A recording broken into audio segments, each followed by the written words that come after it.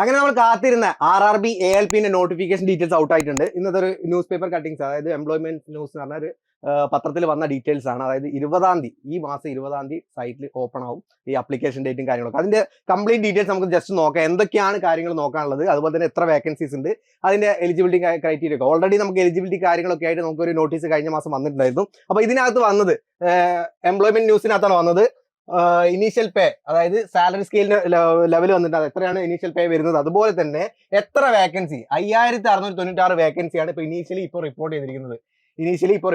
ഇത് 20-ാം തീയതി മാത്രമാണ് നമ്മുടെ ഒഫീഷ്യൽ സൈറ്റിൽ വരുന്ന രീതിയിലാണ് അപ്ഡേറ്റ് വന്നിരിക്കുന്നത്. അതായത് 20 ജനുവരി 2024 എന്നുള്ള രീതിയിലാണ് ഈ ഒരു നോട്ടീസ്. ഷോർട്ട് നോട്ടീസ് ആണ്, കംപ്ലീറ്റ് ഡീറ്റെയിൽ ആയിട്ടുള്ള നോട്ടീസ് സൈറ്റിൽ വരും. അത് കംപ്ലീറ്റ്ലി 20-ാം തീയതി അപ്ഡേറ്റ് ആവും. ഓക്കെ, ഇതിനകത്ത് നോക്കേണ്ട ബാക്കി കാര്യങ്ങൾ നോക്കുകയാണെങ്കിൽ നമുക്ക് ഓൾറെഡി അറിയാം, ഒരുപാട് മെഡിക്കൽ സ്റ്റാൻഡേർഡുകൾ, ഫിസിക്കൽ ഫിറ്റ്നസും കാര്യങ്ങളൊക്കെ വേണ്ട ഒരു പോസ്റ്റാണ്. അതുപോലെ തന്നെ എസെൻഷ്യൽ ക്വാളിഫിക്കേഷനിലേക്ക് വരികയാണെങ്കിൽ മെട്രിക്കുലേഷൻ വേണം, 10th വേണം.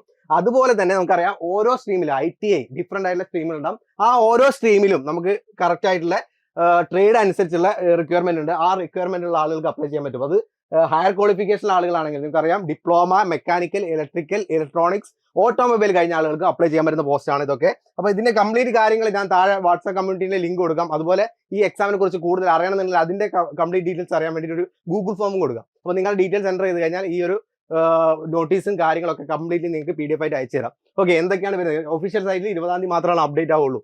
ഓക്കെ, പിന്നെ അതുപോലെ തന്നെ എക്സാം ഫീസ് വരുന്നത് 500 രൂപയാണ്, 250 ബാക്കിയുള്ള ആളുകൾ കാറ്റഗറൈസ് ചെയ്യുന്ന സമയത്ത് വരുന്നത്, SC/ST കാൻഡിഡേറ്റ്സിനൊക്കെ വരുന്നത്. അതുപോലെ തന്നെ വെബ്സൈറ്റ്, ഏതൊക്കെ വെബ്സൈറ്റിന്റെ അണ്ടറിലാണ് വരുന്നത്, അവർക്കറിയാം ഓരോ സോണലായിട്ടാണ് റെയിൽവേ റിക്രൂട്ട്മെന്റ് നടന്നത്. ഓരോ സോണലിന്റെ വെബ്സൈറ്റും കാര്യങ്ങളൊക്കെ വരും. അപ്പോൾ ഓരോ സോണിൽ വന്നു കഴിഞ്ഞാലാണ് ഓരോ സോണിൽ എത്ര വേക്കൻസി ഉള്ള കാര്യം കറക്റ്റ് പറയാൻ പറ്റും. ഓക്കെ, കഴിഞ്ഞ തവണ നോട്ടിഫിക്കേഷൻ വന്ന സമയത്ത് 2018 വന്ന സമയത്ത് വേക്കൻസി കാര്യങ്ങളൊക്കെ കുറവായിരുന്നു. പിന്നെ ഒരു അപ്ഡേറ്റ് വന്ന സമയത്താണ് ഏകദേശം 25,000-ഓളം വേക്കൻസീസ് ALPക്ക് മാത്രം വന്നത്. ഇപ്പോൾ വന്ന സമയത്തും 5,696 വേക്കൻസിയാണ് ഇപ്പോൾ വന്നത്. ബാക്കിയുള്ള വേക്കൻസി ഇനി വരുന്ന സമയത്ത് അപ്ഡേറ്റ് ആവും. ഓക്കെ, ഇനി വരികയാണെങ്കിൽ ജനറൽ ഗൈഡൻസ് കുറെ കാര്യങ്ങളൊക്കെ വരുന്നത്. അപ്പോൾ എന്തായാലും നിങ്ങൾക്ക് വേണ്ട കാര്യങ്ങളൊക്കെ ഈ ഒരു ഷോർട്ട് നോട്ടീസിനകത്ത് വന്നിട്ട് കംപ്ലീറ്റ് ആയിട്ടുള്ള നോട്ടിഫിക്കേഷൻ ഡീറ്റെയിൽസ് 20-ാം തീയതി സൈറ്റിൽ അപ്ഡേറ്റ് ആവുന്ന രീതിയിലാണ് ഈ ഒരു നോട്ടീസ് വന്നിരിക്കുന്നത്. ഓക്കെ, അപ്പോൾ നിങ്ങൾ ബാക്കി അറിഞ്ഞിരിക്കേണ്ട ഈ ഒരു നോട്ടീസ് പ്രകാരം നമ്മൾ അറിഞ്ഞിരിക്കേണ്ട കുറെ കാര്യങ്ങൾ. പോസ്റ്റിന്റെ നെയിം അസിസ്റ്റന്റ് ലോക്കോ പൈലറ്റ് ആണ്, റെയിൽവേ റിക്രൂട്ട്മെന്റ് ബോർഡിലേക്ക് വരുന്നത്.